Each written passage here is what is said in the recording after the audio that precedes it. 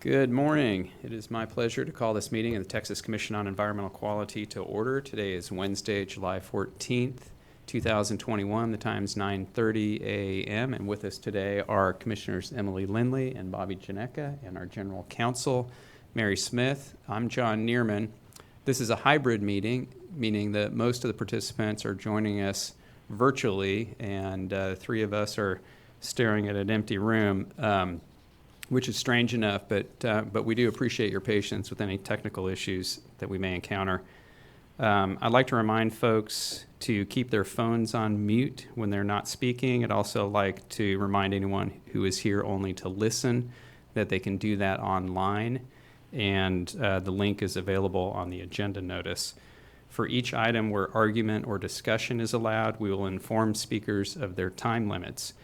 Registration has now closed, but if you'd like to address the commission on a particular item, please email agenda@tceq.texas.gov with your name, affiliation, and the item you'd like to speak on, and we'll do our best to accommodate that request.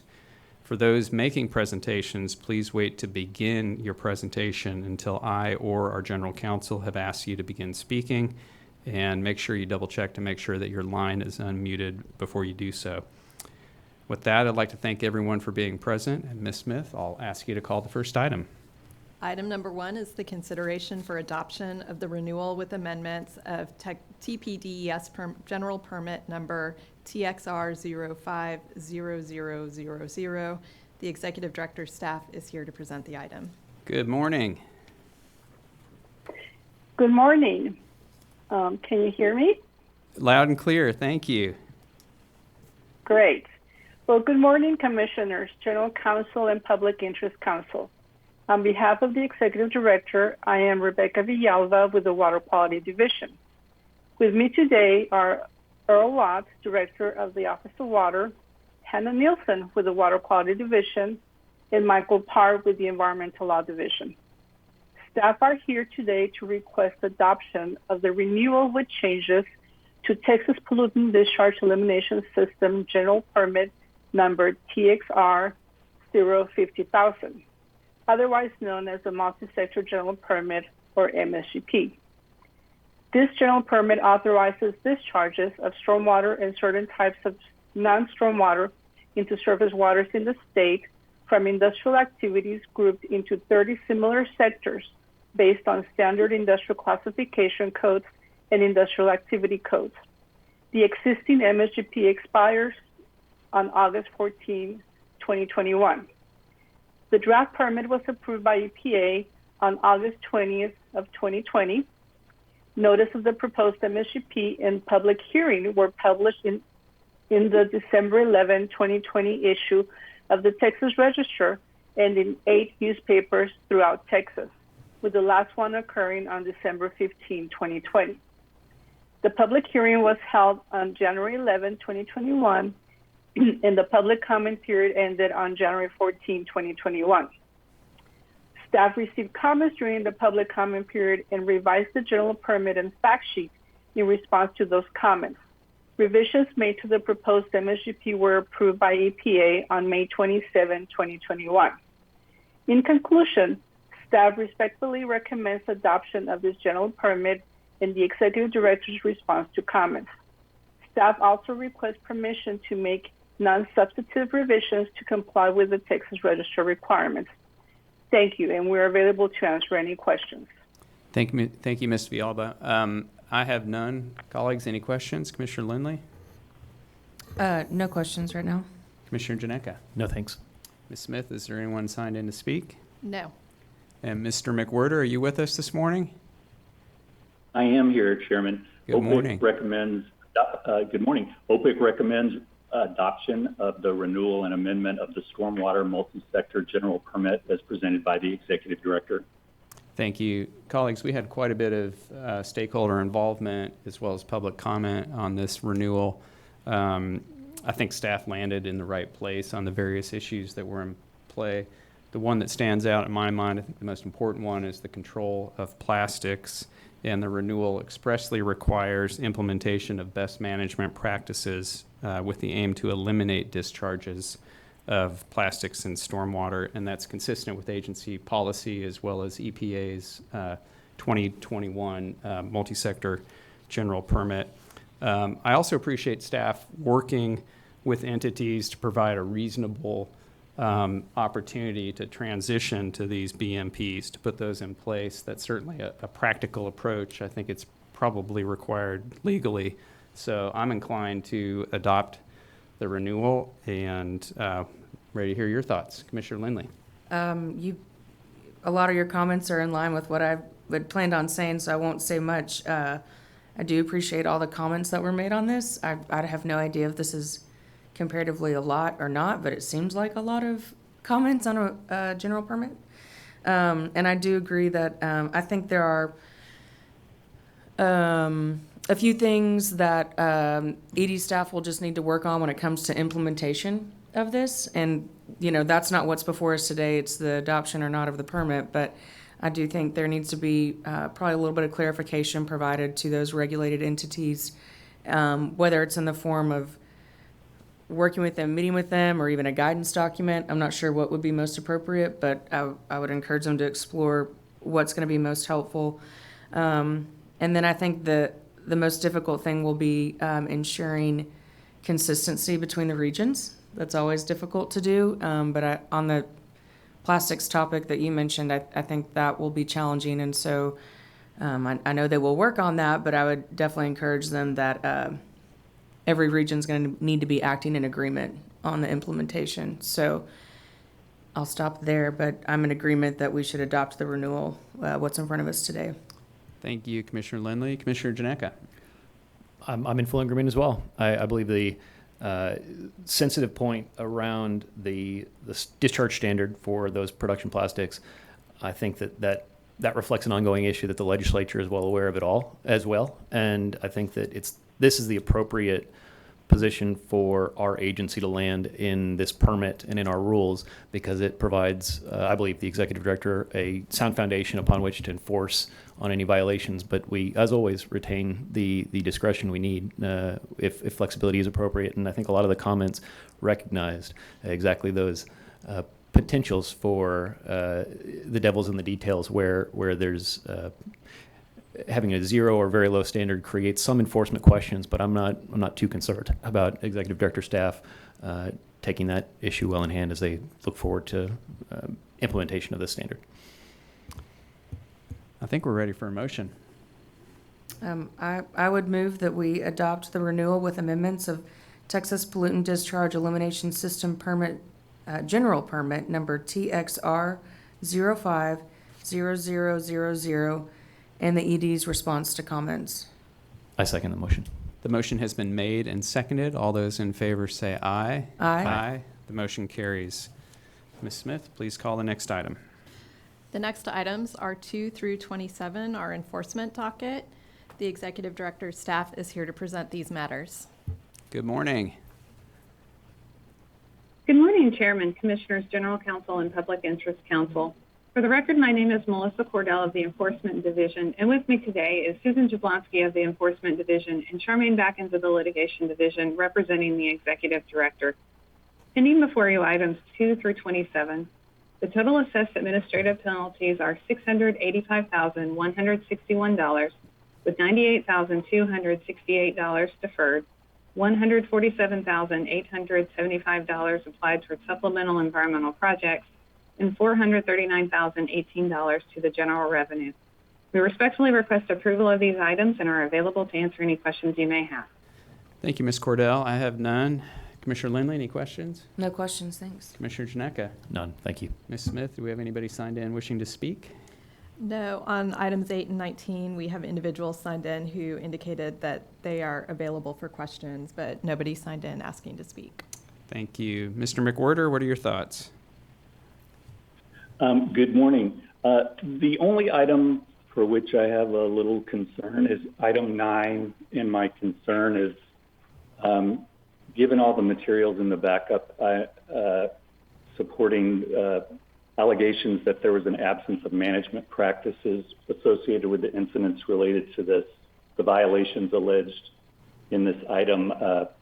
I think I would favor it being a findings order, but I understand there's value in now that we have an agreed order and moving forward and making sure the technical requirements are satisfied. But that's my one hesitancy in withholding my recommendation for approval of that item. Otherwise, I recommend approval of these enforcement orders. Thank you, Mr. McWhorter. And that one caught my attention too. And you know, I entertain the same question. My view is that it probably makes more sense to move forward on this one. I think there's maybe some we'll get some ordering provisions in place more timely if we approach it that way. Was ultimately my thinking. I'll say a little bit more about that in a minute. Colleagues, any questions or comments from Mr. McWhorter? No? I appreciate the note, Mr. McWhorter, and I appreciate, I think I had similar observations to you, Chairman, as well, but thank you for the comment. So I do think that we should approve this enforcement docket, and with respect to that item 9, Sulphur River exploration, you know, I think it's important to get that thermocouple installed and the other ordering provisions in without delay. And I'd like to just address the respondent for a moment and ask themselves to put themselves in the shoes of their neighbor and imagine what that would be like, and urge the respondent to be a good neighbor. I don't think that's been happening, and it's important that it does. I had notes on a couple of other items with respect to item 12, Nico Time Water Co-op.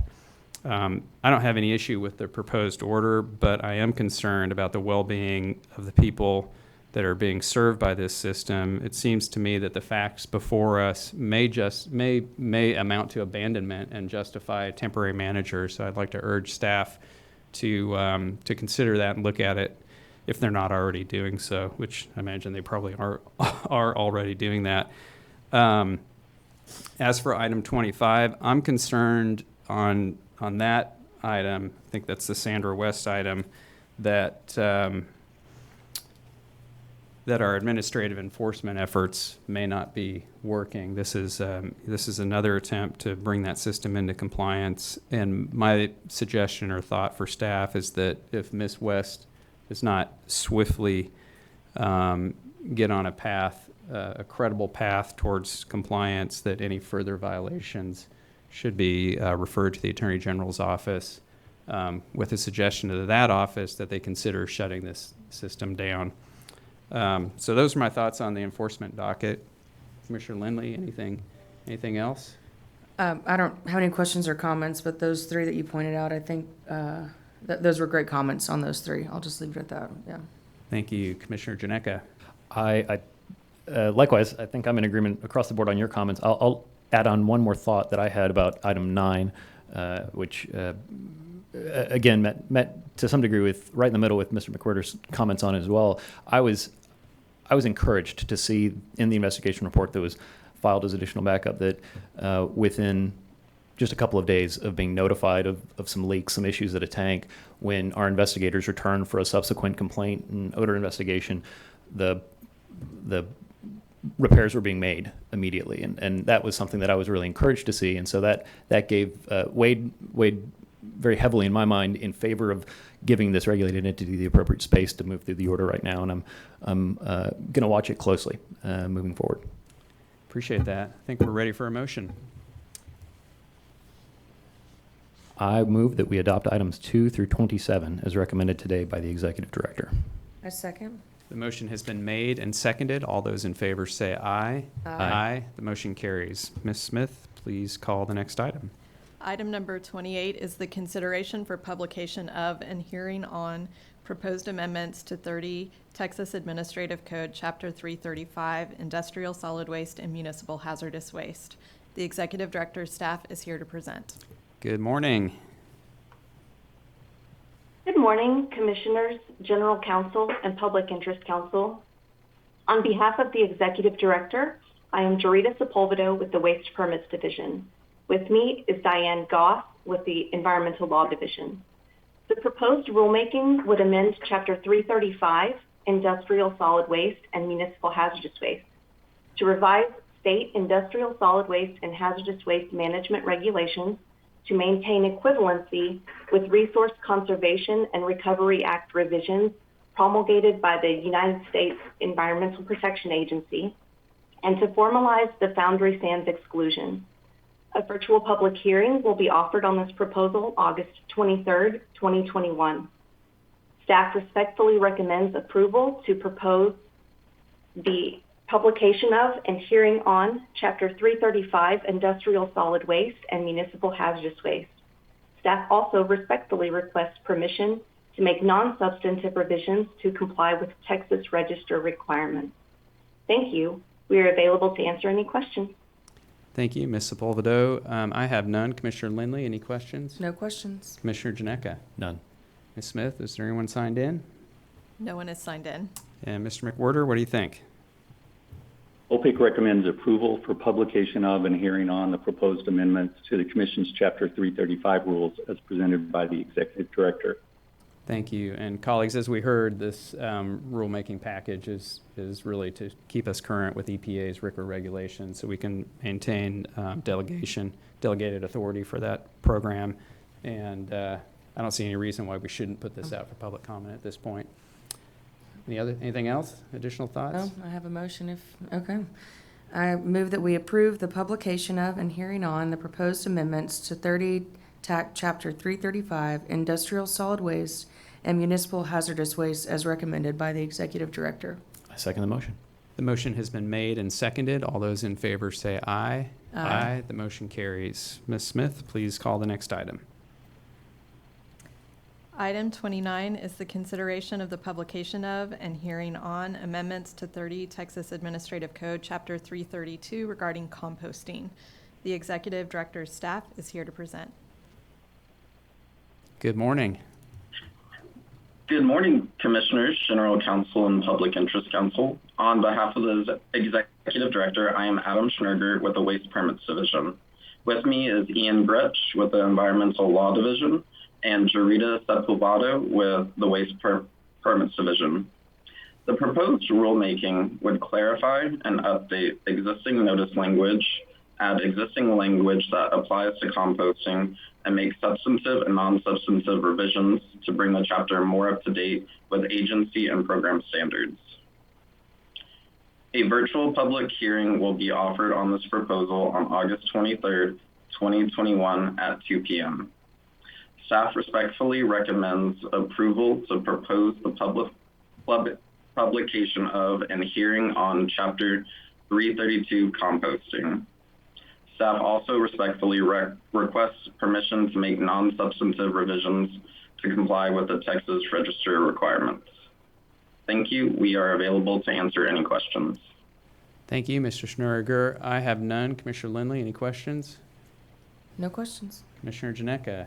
No questions. Thanks. Ms. Smith, no one signed in to speak, I'm guessing. That's correct. No one signed in. Thank you. Mr. McWhorter? OPIC agrees that there's a need to clarify and update the Chapter 332 rules. With respect to the proposed provisions relating to landowners who receive mailed notice, we don't think the rules are clear enough, but we plan to address that issue during the comment period, and we support moving forward with publication of and hearing on the proposed amendments to Chapter 332. Thank you. Colleagues, you'll recall last year we had a pair of matters that sort of highlighted some ambiguities in our rules, particularly with the notice requirements. And as we just heard, that's the purpose of this rulemaking. And I think we're ready to go out to proposal on it. I would agree. And with that, I will move that we approve the publication of and hearing on amendments to 30 Texas Administrative Code, Chapter 332, composting as recommended by the Executive Director. I second the motion. The motion has been made and seconded. All those in favor say aye. Aye. The motion carries. Ms. Smith, please call the next item. Item number 30 is our public comment session. We currently don't have anyone signed in to speak at this time, but we'll pause and allow the line to be unmuted to see if anybody is on that would like to address the commission.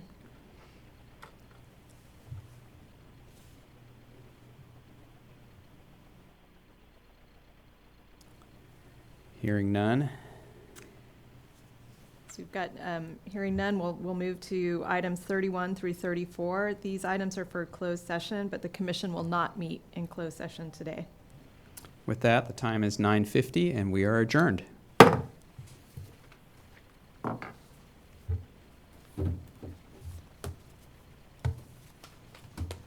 I can't tell you how happy I was when I